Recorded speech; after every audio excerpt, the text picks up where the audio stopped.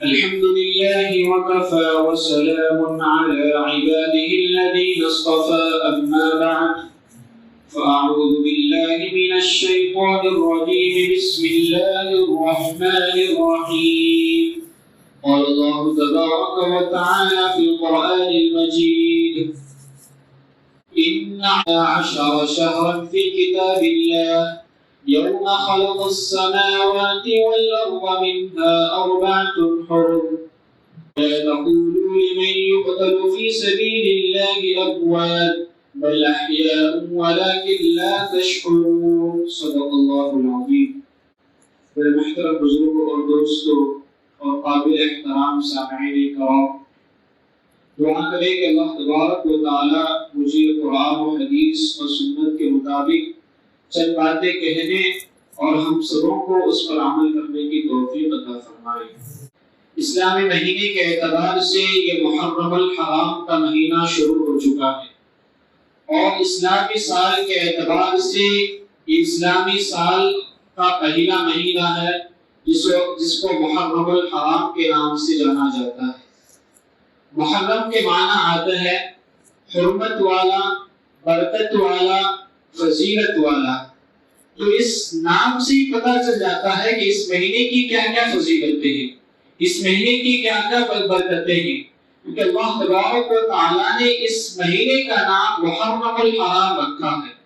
اور یہ کوئی ایسا ویسا مہینہ نہیں ہے، یہ جنوری، فروری، مارچ، اپریل والا مہینہ نہیں ہے، بلکہ یہ اسلامی مہینہ ہے جس کو اللہ تبارک و تعالیٰ نے خود قرآن کریم کے اندر بھی ذکر فرمایا ہے۔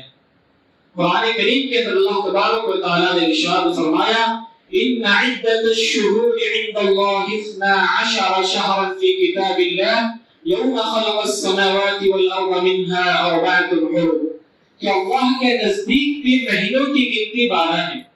اللہ کے نزدیک مہینوں کی گنتی 12 ہے، اور ان 12 مہینوں میں سے 4 مہینے قابل احترام ہے، حرمت والے ہیں، برکت والے ہیں، فضیلت والے ہیں۔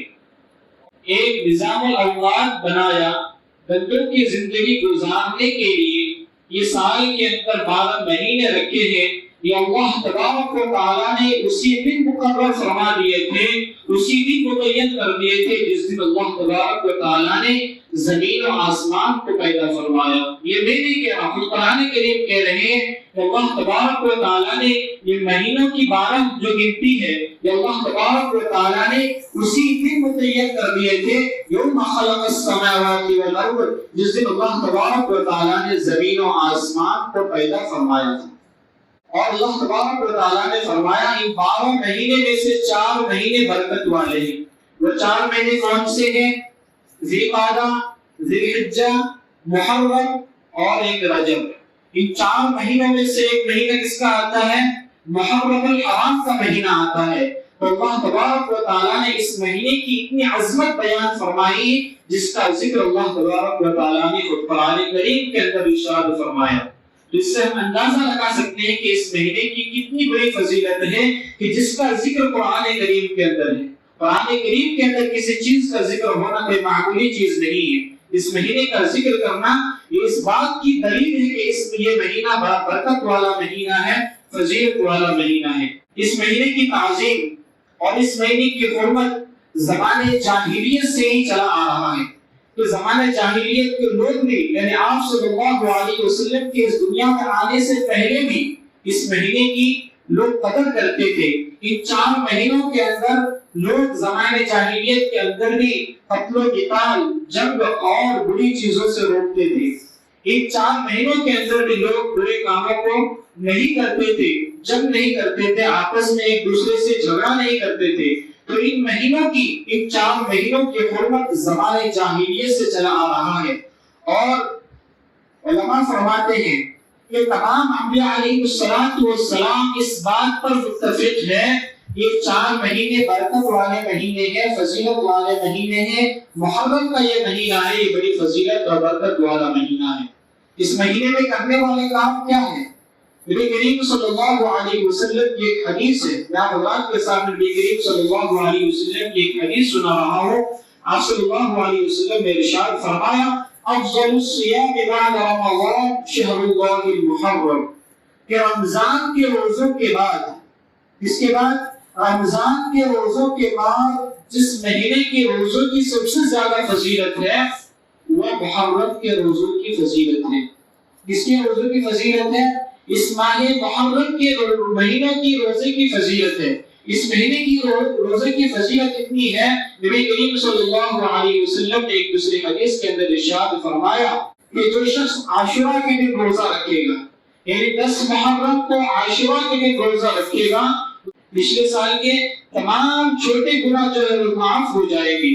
تو نبی کریم صلی اللہ علیہ وسلم نے اس مہینے کے روزے رکھنے کی اتنی بڑی فضیلت بیان فرمائی اور اپنی زبان سے کہہ دیا کہ رمضان کے مہینے کے روزوں کے بعد جس مہینے کے روزے کی سب سے زیادہ فضیلت ہے، جس مہینے میں عبادت کرنا دوسرے مہینوں کے مقابلے میں اجر و ثواب زیادہ ملتا ہے۔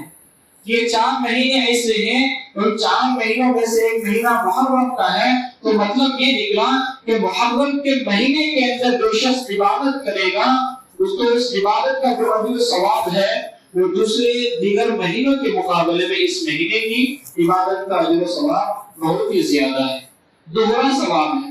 یہ جو 12 مہینے ہیں یہ اللہ تبارک و تعالیٰ نے متعین کیے ہیں، اور یہ متعین کیوں کیے ہیں؟ اس لیے کہ یہ 12 مہینے ایسے ہیں جن سے اسلامی احکامات، اسلامی واقعات اور اسلامی جو تاریخ ہے ان اسلامی 12 مہینوں سے جڑے ہوئے ہیں۔ کس سے جڑے ہوئے؟ ہر مہینے کے اندر کوئی نہ کوئی اسلامی تاریخ موجود ہے، ہر مہینے کے اندر کوئی نہ کوئی عبادت مقصود ہے۔ اللہ تبارک کو اگر آپ اسلامی تاریخ کے اعتبار سے اپنی زندگی گزاریں گے تو آپ کو اس بات کا احساس ہوگا، آپ کو یہ بات معلوم ہوگی کہ اس مہینے کے اندر اسلام کے کون کون سے واقعات رونما ہوئے۔ اس مہینے کے اندر نبی کریم صلی اللہ علیہ وسلم نے معراج پر تشریف لے گئے، اس مہینے کے اندر رمضان آتا ہے، اس مہینے کے اندر روزے فرض ہوتے ہیں، اس مہینے کے اندر حج کا فریضہ ہمارے اوپر عائد ہوتا ہے۔ آج ہم جنوری اور انگریزی اعتبار سے تو اپنی تاریخ یاد رکھتے ہیں، لیکن اپنے معاملات میں انگریزی تاریخ کو یاد کرتے ہیں، جس کو لیکن اللہ تبارک و تعالیٰ نے جس تاریخ کو پسند فرمایا ہے، جس اسلامی مہینے اور جس اسلامی سال کو پسند فرمایا ہے، آج ہم اس کو بھولا بیٹھے، آج ہم اس کو فراموش کر بیٹھے ہیں۔ ہمیں یہ معلوم نہیں ہوتی ہے کہ ہماری جو پیدائش ہے وہ اسلامی سال کے اعتبار سے کس تاریخ میں ہماری پیدائش ہوئی۔ ہمیں انگریزی تاریخ پتہ ہوتی ہے کہ فلاں تاریخ کے اندر، فلاں فروری، فلاں جنوری کے اندر ہماری پیدائش ہے، فلاں سال کے اندر ہماری پیدائش ہے، لیکن ہمیں یہ معلوم نہیں ہوتا کہ عربی تاریخ کے اعتبار سے، اسلامی تاریخ کے اعتبار سے ہماری پیدائش کا تاریخ کیا ہے۔ یہ بہت بڑی نقصان اور افسوس کی بات ہے۔ کیوں افسوس کی بات ہے؟ میں آپ کو ایک مثال سے سمجھاتا ہوں کہ بچہ جب بالغ ہو جاتا ہے تو وہ اسلامی اعتبار سے بالغ شمار کیا جائے گا اس کو۔ مثلا کہ بچہ لڑکا جب 12 سال کا ہو جائے اور لڑکی جب 9 سال کی ہو جائے تو 9 سال اور 12 سال کے بعد اگر کوئی بلوغت، بالغ ہونے کی کوئی علامت پائی جائے تو بچوں کو بالغ شمار کیا جائے گا۔ لیکن علماء کہتے ہیں کہ 12 سال لڑکے کے لیے اور لڑکی کے لیے 9 سال، اس کے بعد بھی اگر بالغ ہونے کی کوئی علامت ان کے پاس ظاہر نہیں ہوتی ہے، جو علامت ہوتی ہے عام طور پر جو بالغ ہونے کے بعد بھی 15 سال تک وہ بالغ ہونے کی علامت ظاہر نہیں ہوتی ہے، تو 15 سال کے بعد ان لڑکوں اور لڑکیوں کو بالغ شمار کیا جائے گا، چاہے کوئی علامت اس کے اندر پائی جائے یا نہ پائی جائے۔ تو علماء فرماتے ہیں کہ 15 سال کے بعد جب بچوں کو بالغ قرار دیا جا رہا شریعت کی نظر سے تو یہ اسلامی تاریخ کے اعتبار سے ان کو بالغ قرار دیا جائے گا۔ اگر ہمیں اسلامی تاریخ ہی نہیں پتہ ہوگی تو ہم بچوں کی عمر کیسے تلاش کریں گے کہ اس کی عمر 15 سال ہو چکی ہے؟ اگر ہم اسلامی تاریخ ہی نہیں معلوم ہوگی تو ہمیں اس بات کا کیسے پتہ چلے گا کہ ہم پر نماز کا فرض ہوئی ہے؟ ہم اسلامی تاریخ کو پتہ کریں گے تب ہمیں یہ علم ہوگا کہ ہماری عمر 15 سال ہو گئی ہے، ہم پر اللہ کے فریضے ہم پر عائد ہو چکے ہیں۔ تو اسلامی تاریخ کی بہت بڑی اہمیت ہے، اور دوسری بات یہ کہ محرم الحرام کے مہینے کی بہت بڑی فضیلت ہے۔ اس مہینے کے اندر کوئی مخصوص عبادت نہیں ہے، بلکہ حدیث کے اندر صرف اتنا آیا ہے کہ اس مہینے کے اندر جو شخص بھی عبادت کرے گا اس عبادت کا جو اجر و ثواب ہے وہ بہت ہی زیادہ ہے، دیگر مہینوں کے مقابلے میں اس مہینے کی جو عبادت کا اجر و ثواب ہے وہ بہت ہی زیادہ ہے، دوگنا ہے۔ تو حدیث کے اندر صرف یہی بات آئی ہے، اور حدیث کے اندر کوئی خاص عبادت نہیں آئے گی تم نماز ہی پڑھتے جاؤ اس مہینے کے اندر، صرف تسبیح پڑھتے جاؤ، بلکہ ہر کام، ہر اچھے کام، ہر عبادت کو ہم اس مہینے کے اندر انجام دینی ہے۔ اور خاص طور پر روزے کا اس مہینے کے اندر اہتمام کرنے کی ضرورت ہے، کیونکہ اس مہینے کے اندر روزوں کی فضیلت کے بارے میں احادیث موجود ہے، خاص طور سے عاشورہ کے روزے کے بارے میں۔ عاشورہ کا روزہ یعنی آئندہ جمعہ کو جو دن ہوگا وہ کیا ہوگا؟ عاشورہ کا دن ہوگا۔ اس دن روزہ رکھنا ہمارے لیے کیا ہے؟ مستحب ہے اور نبی کی سنت ہے، کیونکہ حدیث کے اندر آتا ہے کہ رمضان کے روزے کے فرض ہونے سے پہلے عاشورہ کا روزہ لوگوں پر کیا تھا؟ فرض تھا۔ کیا تھا میرے دوستو؟ رمضان کے روزے فرض ہونے سے پہلے عاشورہ کا روزہ لوگوں پر فرض تھا۔ ہم لوگ یہود و نصارہ بھی عاشورہ کا روزہ رکھتے تھے، چنانچہ آپ صلی اللہ علیہ وسلم پر قرآن نازل ہونے سے پہلے بھی آپ صلی اللہ علیہ وسلم زمانے جاہلیت کے لوگوں کے ساتھ بھی عاشورہ کا روزہ رکھتے تھے، یعنی 10 محرم کا روزہ رکھتے تھے۔ چنانچہ جب آپ صلی اللہ علیہ وسلم مدینہ منورہ تشریف لائے، یعنی مکہ ہجرت کر کے مدینہ تشریف لائے، تو آپ صلی اللہ علیہ وسلم نے مدینے کے اندر بھی عاشورہ کا روزہ رکھا اور صحابہ کرام کو بھی عاشورہ کے روزے کی تاکید فرمائی۔ چنانچہ جب صحابہ کرام کو اس بات کا پتہ چلا کہ آپ صلی اللہ علیہ وسلم مدینے کے اندر بھی عاشورہ کا روزہ رکھتے ہیں، تو صحابہ کرام نے آپ صلی اللہ علیہ وسلم کو اطلاع دی کہ یا رسول اللہ، یہ عاشورہ کا روزہ تو یہ یہود و نصارہ بھی رکھتے ہیں۔ تو آپ صلی اللہ علیہ وسلم نے یہود و نصارہ سے پوچھا کہ تم عاشورہ کا روزہ کیوں رکھتے ہو؟ تو انہوں نے بتلایا کہ عاشورہ کے دن ہی اللہ تبارک و تعالیٰ نے حضرت موسیٰ اور ان کی قوم کو فرعون کی چنگل سے نجات عطا فرمائی۔ اس سے عاشورہ کے دن ہی اللہ تبارک و تعالیٰ نے حضرت موسیٰ اور ان کے ماننے والوں کو فرعون کے ظلم سے نجات عطا فرمائی، اور عاشورہ کے دن ہی فرعون اور ان کے ماننے والوں کو سمندر کے اندر اللہ تبارک و تعالیٰ نے غرق کیا۔ تو آپ صلی اللہ علیہ وسلم کو اس بات کا پتہ چلا کہ یہودی بھی عاشورہ کے دن کا روزہ رکھتے ہیں، تو آپ صلی اللہ علیہ وسلم نے ارشاد فرمایا خالف الیہود صوم التاسعہ والعاشرہ، کہ یہود نصارہ کی مخالفت کرو اور بجائے عاشورہ کے ایک روزے کے تم 2 روزے رکھ لیا کرو، چاہے تو 9 تاریخ اور 10 تاریخ کو روزہ رکھ لو، چاہے تو 10 تاریخ اور 11 تاریخ کو روزہ رکھ لو۔ تنہا ایک روزہ رکھنا، صرف عاشورہ کا روزہ رکھنا، علماء فرماتے ہیں صرف عاشورہ کا صرف ایک روزہ رکھنا کیا ہے؟ مکروہ ہے، کیونکہ اس سے یہود نصارہ کی مشابہت لازم آتی ہے۔ تو یہود نصارہ کی مشابہت کو ختم کرنے کے لیے نبی کریم صلی اللہ علیہ وسلم نے ارشاد فرمایا کہ اگر میں آئندہ سال حیات رہوں، زندہ رہوں، تو میں انشاءاللہ آئندہ سال عاشورہ کے 2 روزے رکھوں گا، چاہے تو 9 اور 10 کو رکھوں گا اور 10 اور 11 کو رکھوں گا، لیکن چونکہ آئندہ سال آنے سے پہلے ہی آپ صلی اللہ علیہ وسلم اس دنیا سے رخصت فرما چکے، تو صحابہ کرام اور علماء اس حدیث کے تحت فرماتے ہیں کہ آپ صلی اللہ علیہ وسلم نے یہ تمنا ظاہر کی تھی کہ میں آئندہ سال عاشورہ کے 2 روزے رکھوں گا، تو علماء نے یہ مسئلہ بیان فرما دیا کہ عاشورہ کے 1 روزے نہیں ہے بلکہ عاشورہ کے 2 روزے ہیں، چاہے تو 9 اور 10 کو رکھ لیں، چاہے تو 10 اور 11 کو رکھ لیں۔ اس روزے کی فضیلت حدیث کے اندر یہ آتی ہے کہ اللہ کے نبی صلی اللہ علیہ وسلم نے ارشاد فرمایا کہ جو شخص عاشورہ کا روزہ رکھے گا، یعنی جو 2 روزے ان کو رکھے گا، اس کے پچھلے 1 سال کے گناہ صغیرہ اور چھوٹے گناہ معاف ہو جائیں گے۔ تو ہم اپنے گناہوں کو اگر معافی چاہتے ہیں، اپنے گناہوں کو مٹانا چاہتے ہیں، تو ہمارے پاس ایک بہت بڑا موقع آنے والا ہے، 1 ہفتے کے اندر، 1 ہفتے کے بعد۔ تو ہم سب یہ کوشش کریں کہ عاشورہ کا روزہ ہم رکھنے کی کوشش کریں گے، چونکہ یہ عاشورہ کا روزہ رکھنا کوئی فرض نہیں ہے، کوئی واجب بھی نہیں ہے جس کے چھوڑنے پر گناہ ہوگا، بلکہ مستحب ہے۔ کر لیں گے تو آپ کو اتنا بڑا اجر و ثواب مل جائے گا، اگر چھوڑ دیں گے تو آپ اس اجر و ثواب سے عاری اور خالی ہو جائیں گے۔ اور قیامت کے دن انسان ایک ایک نیکی کے لیے ترسے گا۔ اگر انسان اس بات کا خیال رکھے کہ قیامت کے دن مجھے ایک ایک نیکی کے لیے بھیک مانگنی پڑے گی، تو انسان اگر اس بات کو اپنے دل میں جگہ دے گا تو انسان اس ماہ محرم الحرام کے عاشورہ کے روزے رکھنے کی بالکل بے شک فکر کرے گا۔ اور دوسری بات یہ کہ کچھ لوگ یہ کہتے ہیں کہ عاشورہ کے یعنی محرم الحرام کے مہینے کی جو فضیلت ہے وہ حضرت حسین رضی اللہ تعالی عنہ کی شہادت کی وجہ سے۔ یہی میرے دوست، جیسا کہ میں نے آپ کو بتلا دیا کہ 4 مہینے ایسے ہیں جس کو اللہ تبارک و تعالی نے آسمان و زمین کو پیدا کرنے سے پہلے ہی ان مہینوں کو برکت والا فضیلت والا مہینہ قرار دیا ہے۔ ہاں، حضرت حسین رضی اللہ تعالی عنہ کی اس مہینے کے اندر شہادت ہونے نے اس مہینے کی فضیلت کو اور اس مہینے کی برکت کو دوبالا کر دیا ہے۔ اور 10 محرم الحرام کے اندر بہت سے اسلامی تاریخ اور اسلامی واقعات پیش آئے ہیں۔ اس مہینے کے اندر حضرت عمر رضی اللہ تعالی عنہ کی شہادت ہوئی ہے۔ اس کی شہادت ہوئی ہے۔ خلیفہ ثانی حضرت ابوبکر رضی اللہ تعالی عنہ کے بعد جو خلیفہ بنے گے وہ کون ہے؟ حضرت عمر رضی اللہ تعالی عنہ۔ اس مہینے کے اندر اس مہینے کی پہلی تاریخ یعنی 1 محرم کے اندر حضرت عمر رضی اللہ تعالی عنہ کی شہادت ہوئی ہے۔ اور 10 محرم کے اندر حضرت حسین رضی اللہ تعالی عنہ کی اور ان کے ساتھیوں کی کربلا کے میدان کے اندر شہادت ہوئی ہے۔ یزید نے حضرت حسین اور ان کے جانشین اور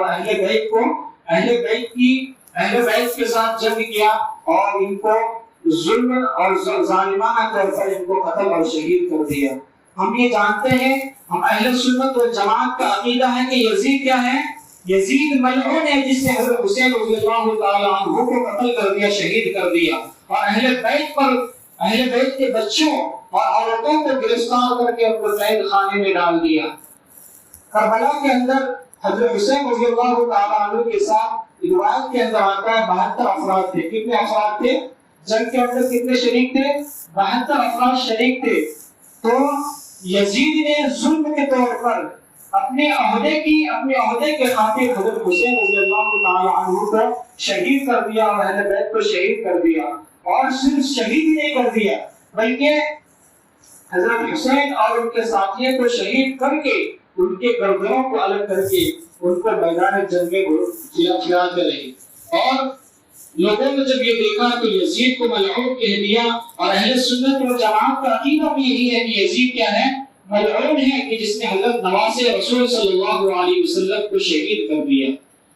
تو جب شہید کر دیا تو ہر سال اس شہید کی یادگار منانا، حضرت حسین رضی اللہ تعالی عنہ کی شہادت پر غم منانا، ماتم منانا بالکل جائز نہیں، شریعت اور قرآن و سنت کے خلاف ہے۔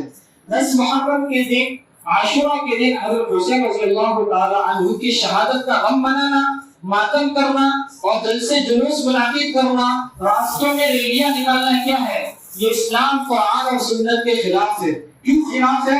کیونکہ جب آپ صلی اللہ علیہ وسلم زندہ تھے، حیات تھے اس دنیا کے اندر، اسی وقت اللہ تبارک و تعالیٰ نے آپ صلی اللہ علیہ وسلم کو یہ خبر پہنچا دی تھی کہ آپ کے نواسے کو ظلم شہید کیا جائے گا۔ تو اس وقت آپ صلی اللہ علیہ وسلم صرف اپنے آنکھوں سے تھوڑے بہت آنسو نکل گئے تھے، بس اتنا ہی۔ اور اس کے بعد آپ صلی اللہ علیہ وسلم نے کبھی بھی حضرت حسین رضی اللہ تعالی عنہ کی شہادت کا غم نہیں منایا، ماتم نہیں منایا۔ تو اگر شریعت کے نزدیک یہ جائز ہوتی کہ عاشورہ کے دن 10 محرم کے دن حضرت حسین رضی اللہ تعالی عنہ کی شہادت پر غم منائے اور ماتم کرے، ریلیاں نکالے، جلسے منعقد کرے، اور نہ جائے کیسے خرافات اور رسومات عائد ہو چکی ہے، یہ سب کیا قرآن و سنت کے خلاف ہے۔